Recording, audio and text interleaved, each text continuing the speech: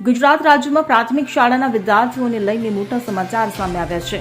તો જાણવા મળી રહ્યું છે કે ગુજરાત રાજ્યના પાઠ્યપુસ્તક મંડળ દ્વારા આગામી શૈક્ષણિક વર્ષથી વિવિધ ધોરણમાં નવા પુસ્તકો લાગુ કરવામાં આવશે, જેમાં આગામી શૈક્ષણિક વર્ષ 2025થી 26થી ગુજરાત બોર્ડ હેઠળની સ્કૂલોમાં ધોરણ 1 થી 8માં વિવિધ વિષયોમાં કોર્સ બદલવામાં આવશે, તેમજ 19 પુસ્તકો રદ કરીને નવા લાગુ કરવામાં આવશે, જેમાં ગુજરાતી, ગણિત અને વિજ્ઞાન સહિતના વિવિધ વિષયોના પુસ્તકો તમામ માધ્યમોમાં બદલાશે.